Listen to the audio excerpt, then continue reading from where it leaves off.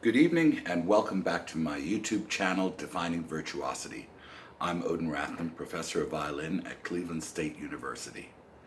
The next Wohlfahrt study, number 19, offers the opportunity to do some very fundamental work and reinforce some of the habits that we've been building through book one, as well as doing some shaping and working with more advanced musical ideas in terms of developing orchestral ensemble strokes, actually. But I would like to start with just the basics. Again, for left-hand actions, I like to use the slurred version of the etude to really focus on the cleanliness of the left hand and the rhythm of the left hand in all of its actions. So we can begin this by practicing in sextuplets at a moderate tempo.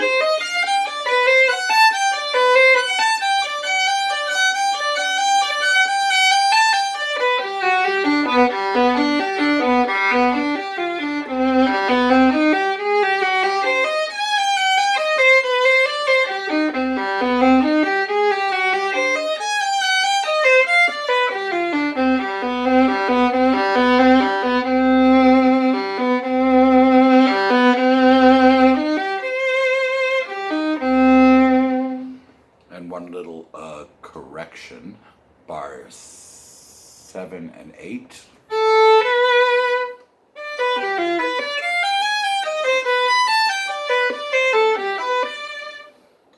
Just to be clear.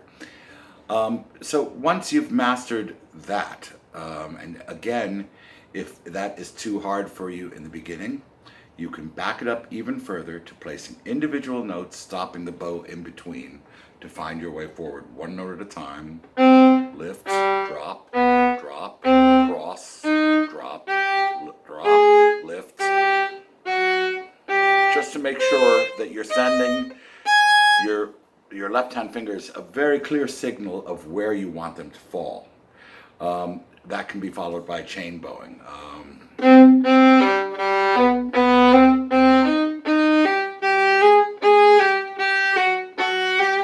That allows us to connect each note to the next and explore what the action is of the hand at that time. That can be followed by a 2-note slur, a 3-note slur, and then the 6-note slur if you're having a hard time just getting through the study.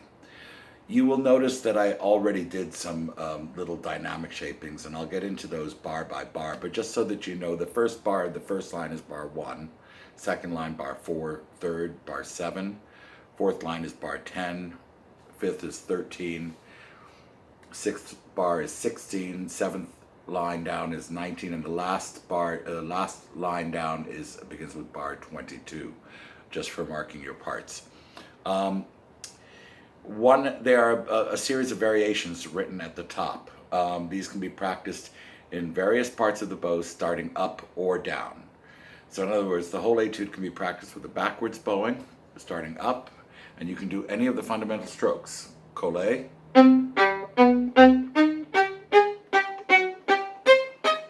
going down or up.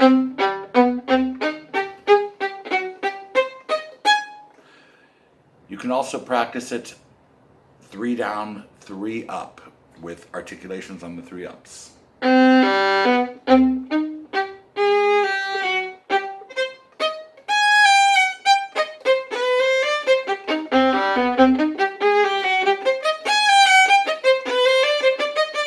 And if you would like that stroke to become one where the bow kind of works for you on the up bows eventually, you can start with higher lifts with the wrist and fingers for the slower tempo, and really be aware of the catches. And all I really do when I want it to go faster is don't lift it as far from the string and use less bow.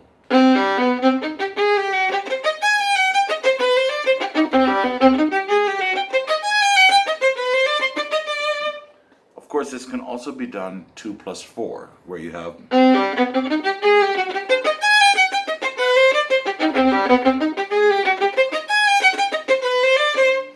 that's one other option. Another way to practice this slowly is with 4 notes slurred and two small martelets, either at the tip of the bow or at the very frog. At the tip of the bow, try to feel that the hinge is loose, but that all of the impetus to make the stroke comes from the elbow joint, just coming in, out, but that the hinge is completely free because there are 2 different angles of the fingers to the stick. One is the down bow position, the other is the up bow position.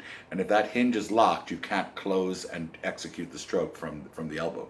At the frog, for that bowing pattern, you would use the collet and try to keep the top of your hand flat and the bow parallel to the string during the collet. So that would be this way: in, out, in, collet.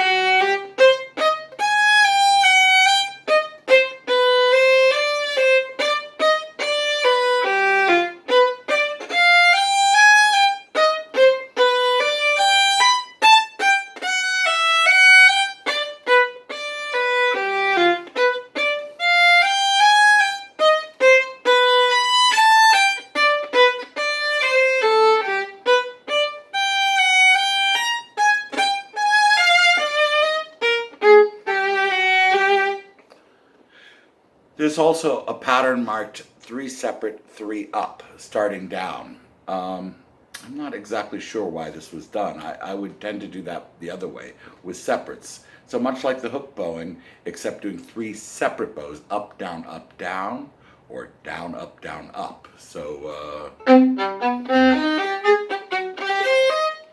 this is not a bowing in that direction that we'll encounter that much in the literature. I guess it can't hurt to practice it that way just for the sake of the balance of the bow. But we're more likely to encounter it up, down.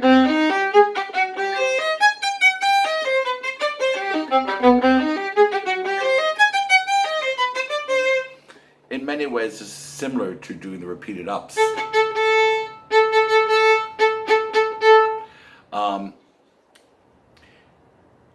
Then there is a pattern: 2 martelets, 2 slurs, 1 martelet, 2 slurs, 1 martelet, 2 slurs, 1 martelet, 2 slurs. So where you start with 2 separate notes. And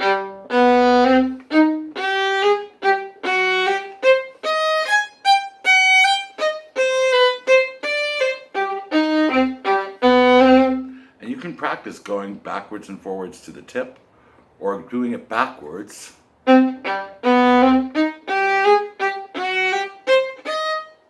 Or staying in one place. Or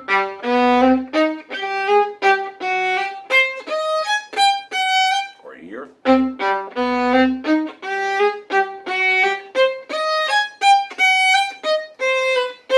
And again, on all of these, I employ the collet, and you'll see that the bow has switched its balancing point from the index finger into the pinky at the end of the strokes. It's more on the index finger, more pronated. The end of a collet, slightly more supinated, the top of the hand flat to the floor, elbow slightly below the wrist, and the bow parallel to the bridge. Finally, I'd like to get into the dynamic markings I've put in for practicing more advanced orchestral strokes with number 19. In bar 1, we begin forte. That will be executed with a broad brush stroke that incorporates a lot of the collet to articulate the notes. Bar 3, it becomes mezzo forte. Hairpins up and down through the center of bars 5 and 6.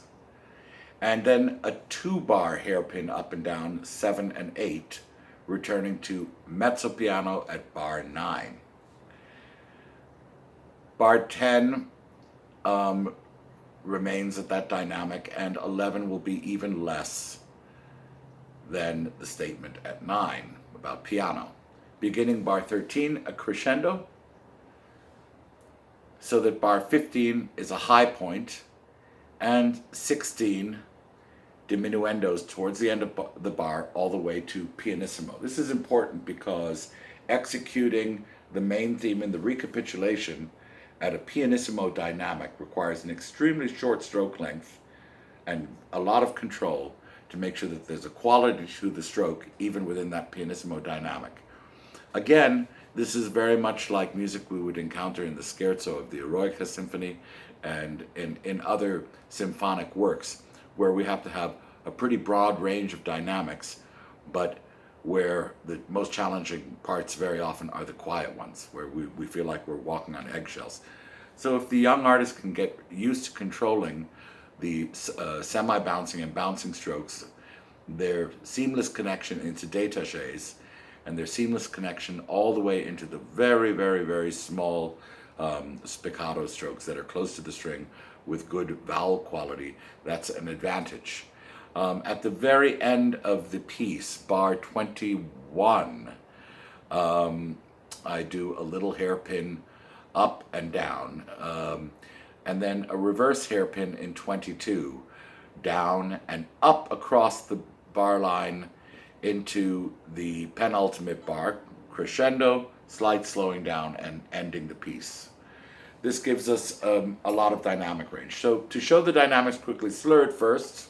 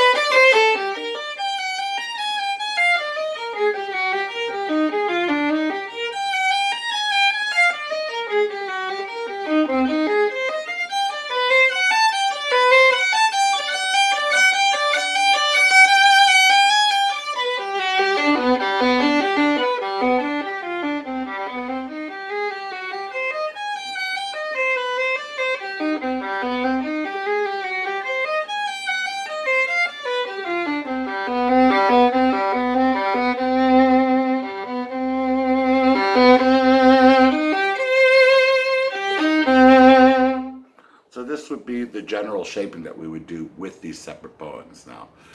So the goal would be at a moderate tempo first. You can do it faster later.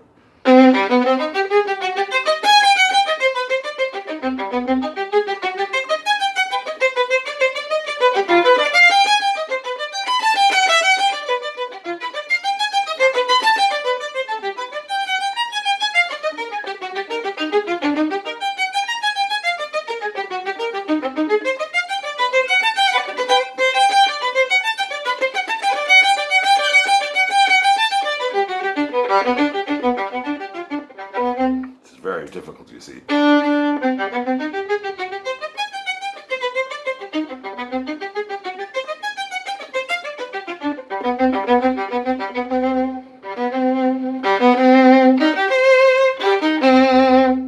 So there you have it, the general idea of it. And you can see, I mean, even for me, after all of these years of playing, when I just look at like something like that and then try to follow all of the dynamics and everything else, it takes practice. But it's very worthwhile, and you'll discuss that. You'll discover that when you encounter these same kind of strokes in Eroica or tricky little soft strokes in Midsummer Night's Dream of Mendelssohn, or other tricky little scherzi, that you'll have more of the underlying chops to do it at will, and you'll spend less time in the practice room on those excerpts. That's all for now. That's Wohlfahrt study number 19, Moderato. I hope you enjoyed this, and if you get something out of it and you can like it and share it, I'd appreciate it, and suggest others to subscribe to this channel as we work our way through all of these Wohlfahrt studies. Next on the plate, when these are completed sometime later this week, will be the 75 studies, elementary and progressive studies of Mazas, followed by the 40 variations for the bow arm, Opus 3 of Sevcik. So lots more to come. Please subscribe, share, and comment below. Thanks so much.